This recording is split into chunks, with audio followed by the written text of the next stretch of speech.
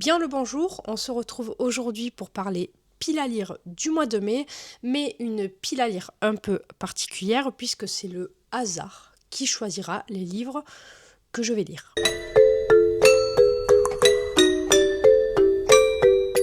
Alors, je ne pense pas que vous l'ayez déjà remarqué, mais en fait, dans ma bibliothèque, donc je pense que c'est derrière ma tête, donc vous l'avez jamais vu, mais j'ai cette petite jarre dans laquelle je répertorie l'ensemble de ma pile à lire. Donc des livres qui se trouvent dans ma bibliothèque et que je n'ai pas lus. L'ensemble de tous les livres de toutes mes bibliothèques. Il faut savoir que cette jarre, ça fait à peu près, je sais pas, 2 ans et demi, 3 ans que je l'ai et que je pioche très rarement dedans parce que j'en ai jamais l'occasion, parce que j'ai toujours quelque chose à lire qui est plus urgent que de piocher une lecture au hasard.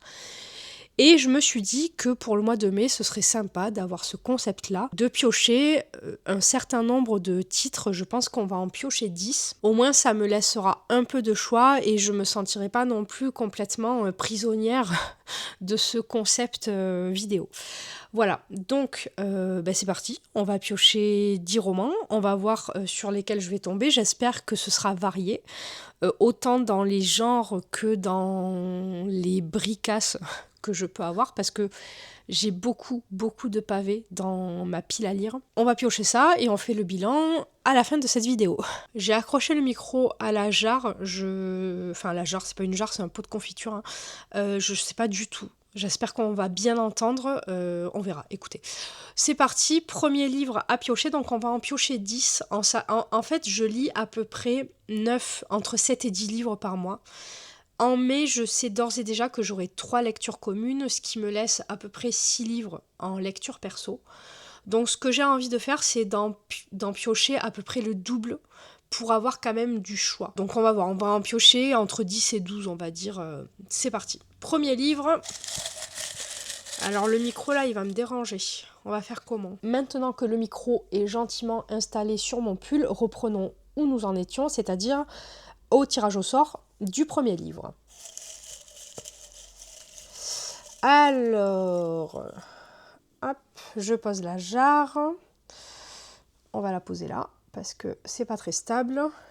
Premier livre, j'ai peur, hein, ça fait un peu peur ce concept, parce que j'ai vraiment très peur de tomber que sur des livres que j'ai pas envie de lire. C'est parti, premier livre, Les fourmis. Donc pour ce premier tirage au sort, on est tombé sur Les fourmis, écrit par Bernard Werber, qui est un classique. Je pense que c'est de la science-fiction, mais j'en suis pas certaine, corrigez-moi si c'est pas ça. Je suis très contente d'être tombée sur Les fourmis, parce que ça fait peut-être des années que j'ai envie de le lire et que je le fais pas parce qu'il est dans ma bibliothèque et que c'est un peu un livre que j'ai pris pour acquis, vous voyez. Donc je prends jamais le temps en fait de le lire.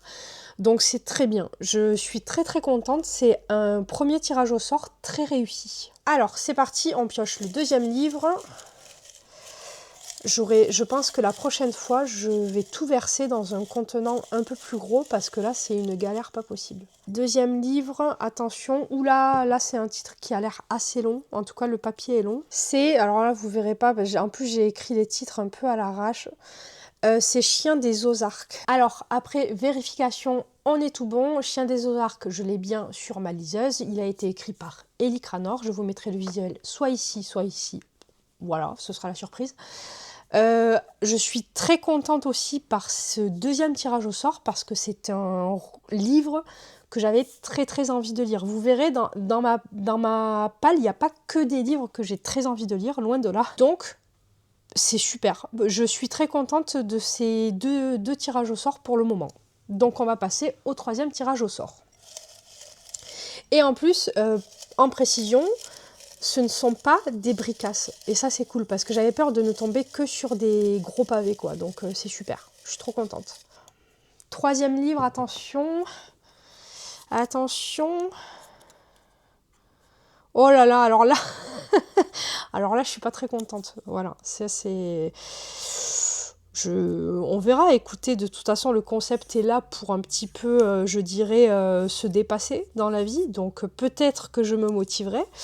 Mais en tout cas, je suis tombée sur le tome 1 du Trône de Fer, qui est juste derrière moi, donc je vais le chercher. Enfin, le tome 1, c'est pas le tome 1, c'est l'intégrale 1 du Trône de Fer. Quand je vous parlais de Bricasse, eh ben voilà, voilà la Bricasse, c'est un dictionnaire, hein. Donc, première intégrale du Trône de Fer. Je ne suis pas forcément emballée par ce 3e tirage au sort parce que je suis déjà en train de lire la saga, enfin l'univers de la Cité des Anciens ou du Royaume des Anciens, je confonds toujours. Du Royaume des Anciens de Robin Hobb, donc assassin royal, aventurier de la mer, le fou et l'assassin, etc., etc. Et est-ce que j'ai envie de me plonger dans une saga aussi conséquente que le Trône de Fer là tout de suite maintenant? Non, clairement pas. Donc on verra. Écoutez, je sais pas s'il est divisé en 3 parties quand même dans le livre, je sais pas du tout. En tout cas, c'est écrit assez gros, donc ça va, ça me fait un peu moins peur, mais bon, ben il est là. Il a été tiré au sort, que voulez-vous. On verra si je m'y risque ou pas. Ce sera la surprise. 4e roman que le hasard va décider de me donner, c'est celui-ci. Hop, attention. La leçon du mal. Alors là, je suis aussi assez contente. La leçon du mal, écrit par Yusuke Kishi, qui est un auteur ou une autrice, je sais pas trop, japonaise. Celui-là, je l'avais vu passer sur la chaîne de Lilia, de la chaîne YouTube Lire avec Lilia. Et elle en avait parlé d'une façon pas très très positive, mais elle m'avait quand même donné envie de le lire. En fait, elle l'a écouté en audio et elle avait dit que c'était pas forcément la meilleure option pour découvrir ce roman. Et elle n'avait pas non plus complètement détesté le livre, elle l'avait apprécié, juste elle s'attendait pas à ce type de contenu, à ce type d'histoire. Je suis bien contente de l'avoir tiré au sort parce que pareil, celui-là, il me donne vraiment hyper envie. Ça parle un petit peu, je crois, d'un élève un peu psychopathe dans un collège où il y a des problèmes avec les profs de manipulation et tout. Enfin, ça a l'air assez tordu, encore une fois, comme histoire.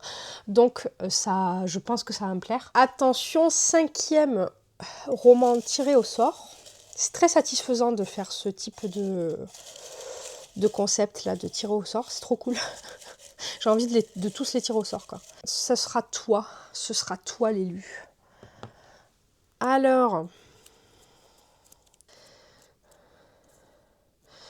Alors ça tombe bien parce que c'est un roman... Mais qu'est-ce que c'est ça? Mais ça c'est...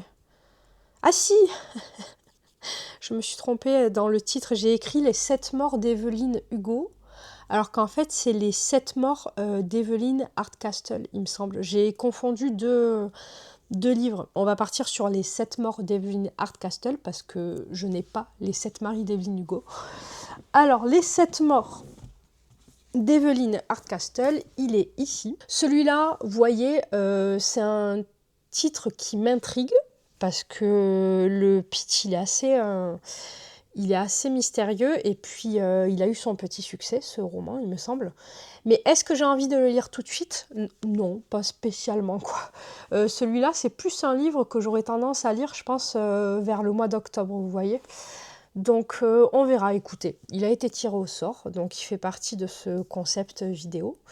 Et peut-être qu'en fait, je me laisserai tenter en mai, on verra, écoutez. Mais en tout cas, c'est pas non plus le pire des livres que j'aurais pu piocher, mais c'est pas celui que j'aurais choisi personnellement pour le lire au mois de mai, quoi. 6e livre tiré au sort, hop, on va aller vers le fond là pour tirer les vieux livres bien poussiéreux de ma pile à lire. Mais c'est dur. Voilà. Alors là, celui-là, je suis pas ravie, mais en même temps, je me dis, c'est pas mal parce qu'il est court et qu'il se lira vite, et pourquoi pas, ça change un peu de ce que j'ai l'habitude de lire. C'est Code 93, écrit par Olivier Norek, je crois, je vais le chercher. Voici Code 93, écrit par Olivier Norek. Alors celui-là, c'est pareil, c'est un livre que j'aurais pas choisi de moi-même pour le lire tout de suite.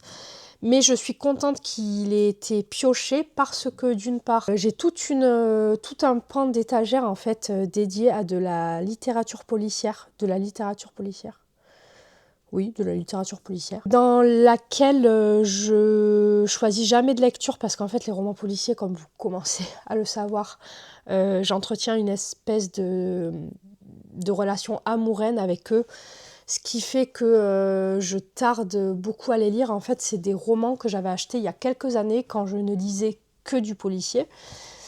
Et donc maintenant ils sont là et il y a certains titres en fait que j'ai quand même envie de lire, j'ai pas envie de m'en séparer là comme ça tout de suite, notamment tous les Harlan Coben que je peux avoir ou Olivier Norek que je n'ai jamais lu, donc ce sera une première. Je suis bien contente de découvrir Olivier Norek avec Code 93. Et en plus, en février, j'ai lu Sécher tes larmes de May Lepage et il est très très comparé à Code 93 d'Olivier Norek. Donc au moins, ça me permettra de voir pourquoi les gens le comparent si souvent à Code 93. Je pense que celui-là, je vais le lire en mai parce qu'en plus, il est tout petit, il fait 340 pages. Et si c'est aussi addictif que Sécher tes larmes, parce qu'il y a quand même un côté, même si j'ai pas hyper apprécié Sécher tes larmes, il y a quand même un côté addictif qui fait qu'on a envie d'y retourner.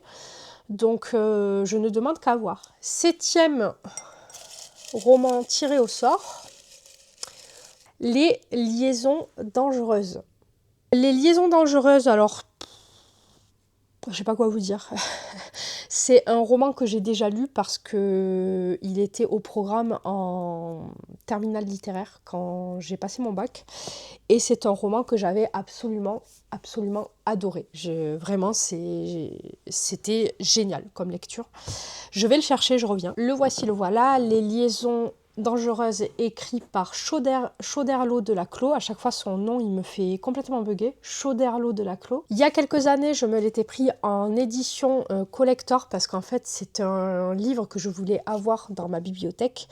Et je l'ai trouvé très joli. Je me suis dit, bah voilà, ça fera un joli livre dans les bibliothèques, quoi.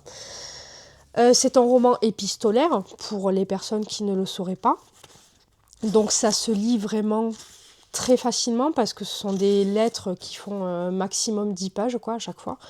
Donc c'est une lecture qu'on peut, comment dire, c'est le genre de lecture où les chapitres sont petits en fait, donc on peut lire genre 5 minutes, s'arrêter, puis relire 5 minutes, s'arrêter, si ça, on n'est pas coupé dans un chapitre, vous voyez. Donc ça c'est cool. Est-ce que je l'aurais lu en mai de mon propre chef? Pas forcément. Mais écoutez, ce serait l'occasion de relire un livre parce qu'il y a des relectures que j'aimerais beaucoup faire et en fait, je prends jamais le temps parce que y a tellement de livres à lire que j'ai pas envie forcément de perdre du temps à relire des livres que j'ai déjà lus.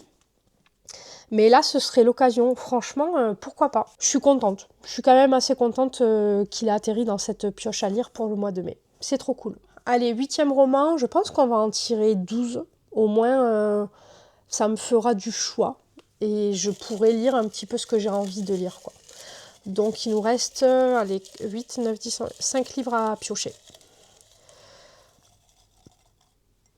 Attention, suspense. Glacé.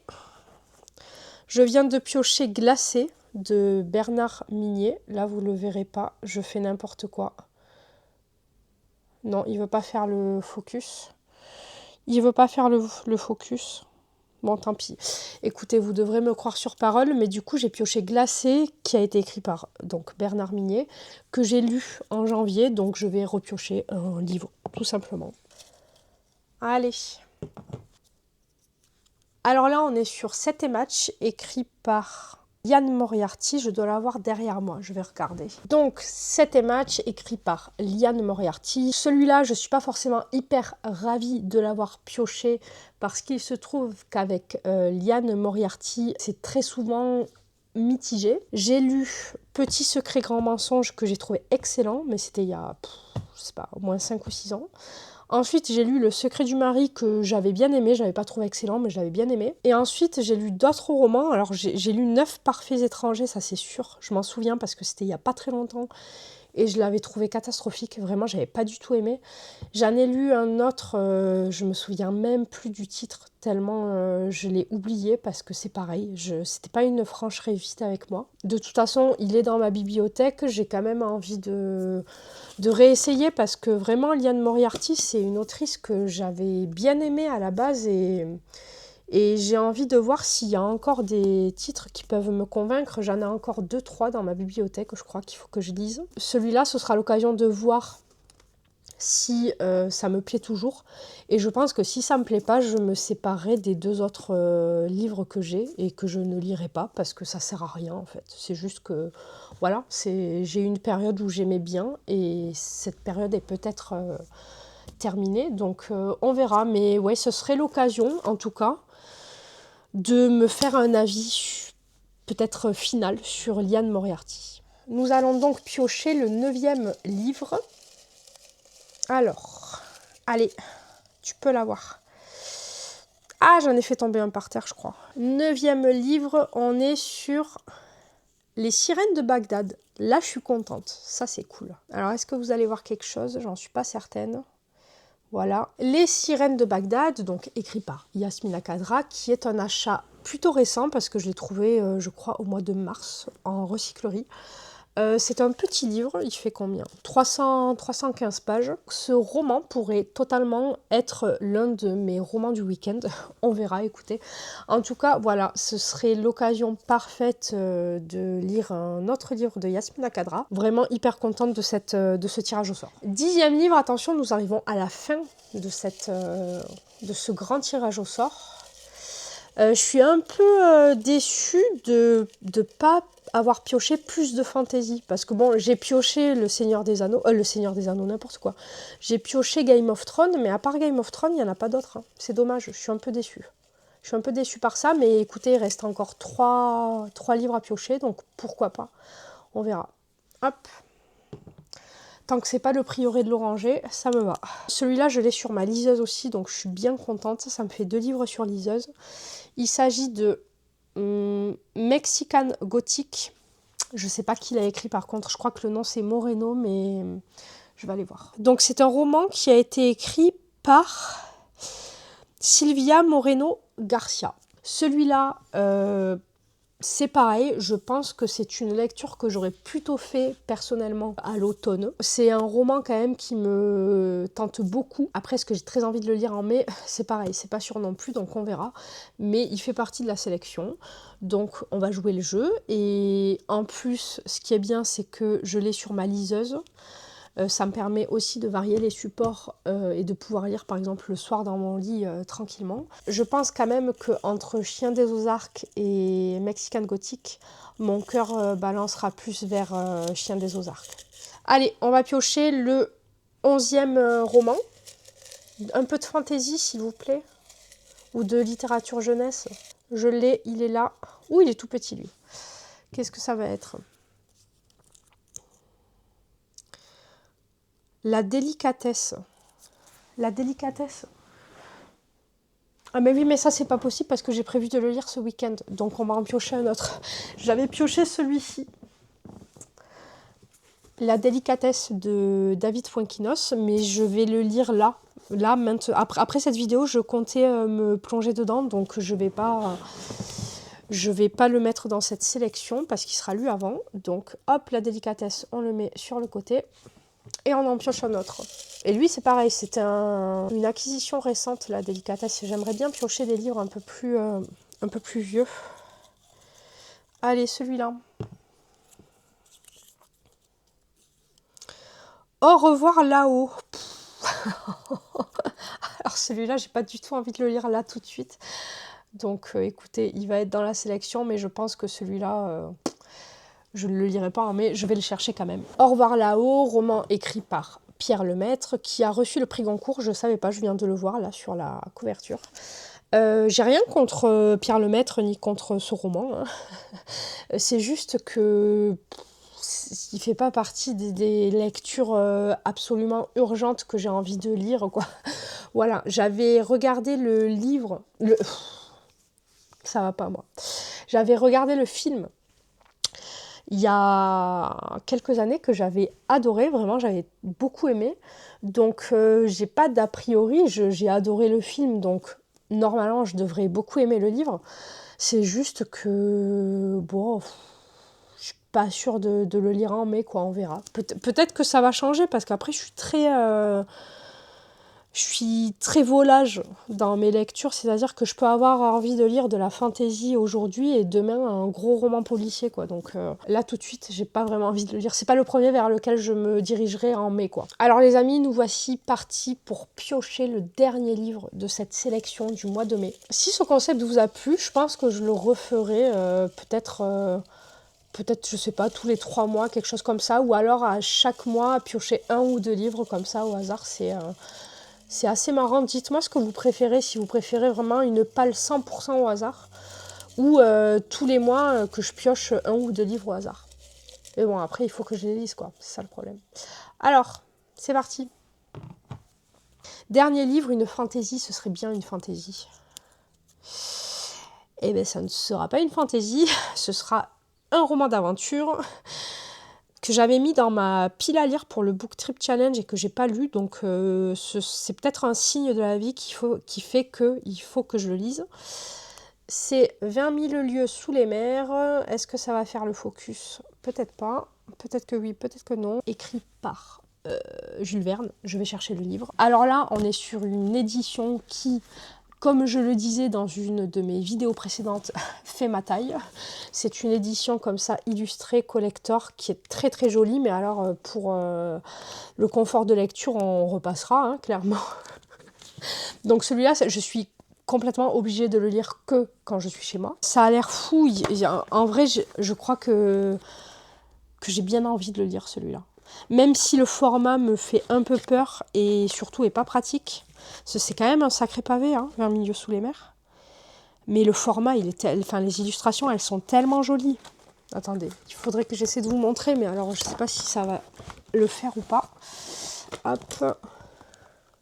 Est-ce que vous allez voir les illustrations? Ça va peut-être me motiver à le sortir en mai, hein. On verra, mais en tout cas, c'était le dernier livre de cette pioche à lire pour le mois de mai. Bon ben voilà, cette vidéo est terminée. On a pioché 12 romans à lire au hasard. Je suis un peu déçue de ne pas être tombée sur plus de fantasy. Là, on a pioché que Game of Thrones, finalement, qui est de la fantasy. Mais sinon, après, c'est beaucoup de romans noirs policiers. On a un roman d'aventure avec Jules Verne. C'est varié, mais pas aussi varié que j'aurais pu l'espérer.